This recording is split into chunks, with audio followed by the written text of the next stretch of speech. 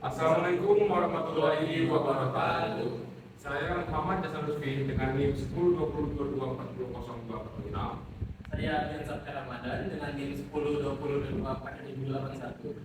Saya Muhammad Hidayat Angkara dengan NIM 1020224044. This time kami akan presentasikan materi yang sudah kami kerjakan tentang history and meaning of computer algorithm.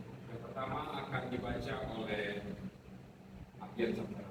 Di sini saya sebagai Aryan menjelaskan apa itu pengertian dari algoritma. What is an algorithm? Nah, secara umumnya algoritma adalah rutan langkah-langkah logis dan sistematis yang digunakan untuk memecahkan masalah tertentu. Algoritma juga dapat digunakan oleh komputer asal kalian tahu ya. Dan biasanya algoritma itu yang kita digunakan di dalam komputer dilakukan untuk melakukan seperti perhitungan, inversi otomatis dan memproses data. Nah di sini kalian juga bisa lihat yaitu apa pengertian algoritma. Pada intinya adalah algoritma adalah prosedur langkah demi langkah yang sistematis untuk memecahkan masalah atau menyelesaikan tugas. Entah itu formula sederhana untuk menambahkan angka ataupun protokol canggih untuk belajar mesin. Algoritma bertindak sebagai tulang punggung aplikasi perangkat lunak juga, memastikan tugas-tugas dilakukan secara efisien dan efektif. Nah, dan di sini juga terdapat salah satu contoh algoritma yang dimana algoritma tadi artinya adalah suatu langkah-langkah. Di sini ada contoh algoritma kehidupan sehari-hari yaitu seperti pergi Jumatan. Ya kalian tinggal menyiapkan saja bagaimana langkah-langkah untuk pergi Jumatan. Seperti awalnya itu untuk menyiapkan baju koko atau pakaian yang sopan. Yang kedua lanjut sebelum pergi Jumatan disunahkan untuk mandi. Selanjutnya selesai mandi memakai pakaian yang telah disiapkan, kemudian membawa sejadah untuk berjaga-jaga, dan terakhir setelah semua siap segera ke masjid untuk melaksanakan sholat Jumat. Okay, it's my turn, and I'm going to tell you guys about short history of algorithm. Okay. The word of algorithm comes from the name of a physician genius Persian engineer known as Muhammad ibn Musa al-Khwarizmi. His name suggests that he came from Khwarizm. Khwarizm was a part of Uzbekistan. Known as Khwarizmi, he was a great lecturer of House of Wisdom. House of Wisdom itu seperti pusat pembelajaran, seperti perpustakaan besar pada saat itu di abad ke-9 di Baghdad, Iran. Dan dia juga banyak membuat kontribusi inovatif bagi matematika dan astronomi dunia. Oke. Dan dari nama algoritmi itu jika dilatinkan itu muncul namanya algoritmi, dan algoritmi adalah asal dari kata algoritm, dan juga buku-bukunya juga merevolusionasikan matematik dan menunjukkan bagaimana masalah-masalah kompleks dapat diselesaikan dalam suatu hal yang lebih mudah. Okay, the British invention and computer sciences work out in theory how a machine could follow algorithmic instruction and solve mathematics. This was the birth of the age of computer age.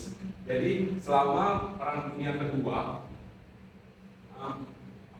ketika dan ilmuwan komputer dari Britania Raya itu membuat mesin yang bernama The Bomb, yang dimana digunakannya algoritma untuk meretas kode enigma. Dari kode enigma yang digunakan, kode enigma itu seperti mesin pengekskripsi data komunikasi antara pihak A dan pihak B. Jadi orang Britania tadi dia membuat suatu mesin di mana dengan bentuk algoritma hal komunikasi yang tadi terenkripsi dapat diretas. Nah, jadi sering berjalannya waktu, sekarang itu algoritma itu sudah dikenal dengan istilah yang sebenarnya bahkan ketika kamu tidak yakin bahwasannya kamu sedang menjalankan algoritma, itu sedang terjalankan. Jadi sekarang algoritma itu ada di mana-mana membantu kita dari titik sini ke titik sini dan juga membantu kita merekomendasikan hal-hal yang bisa kita beli. Contoh seperti kita mau beli barang-barang online, kita tinggal buka aplikasi online, kita tinggal cek barangnya, kita tinggal submit alamat, dan sudah. Setelah itu kita tinggal bayar dan menunggu barangnya sampai ke rumah. Selanjutnya saya akan menjelaskan tentang fungsi algoritma dalam konteks pemrograman, pengolahan data, dan kecerdasan buatan. Yang pertama yaitu pemrograman. Dalam pemrograman, algoritma berfungsi sebagai langkah-langkah terstruktur untuk menyelesaikan masalah. Mereka memberikan instruksi jelas untuk melakukan tugas tertentu, seperti pengolahan input. Contohnya pengolahan input yaitu mengambil data dari kita sendiri atau bisa juga dari sumber lain. Mencari sumber lain dengan melihat codingan dari orang lain lalu mengambilnya. Yang kedua yaitu pengendalian alur. Pengendalian alur dalam pemrograman yaitu mengatur logika dengan struktur seperti pengolahan data dan pengkondisian. Yang terakhir yaitu output. Output itu hasil dari pengolahan input dan pengendalian alur. Setelah semuanya sudah diimplementasikan, yaitu hasilnya output, menghasilkan hasil akhir yang dapat ditampilkan atau digunakan lebih lanjut. Nah, yang kedua yaitu pengolahan data. Dalam pengolahan data, algoritma digunakan untuk contohnya yaitu pemeriksaan data. Pemeriksaan data bisa menghapus atau memperbaiki data yang tidak valid.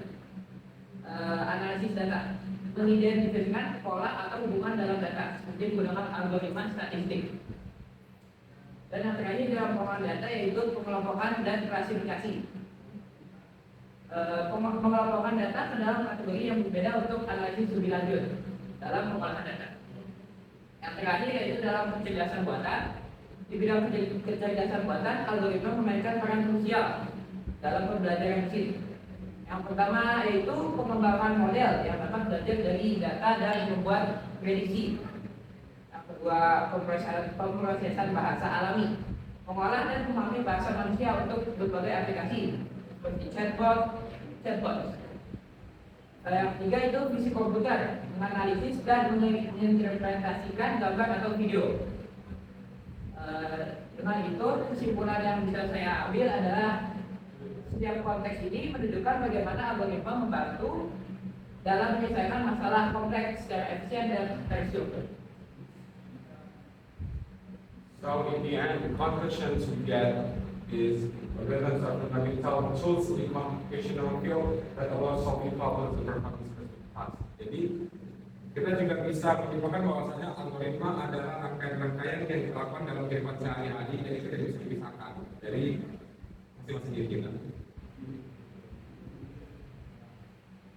Baik, terima kasih sudah memperhatikan. Maaf jika banyak kesalahan kata dan kesalahan topik. Wabillahi taufiq wal hidayah. Assalamualaikum warahmatullahi wabarakatuh.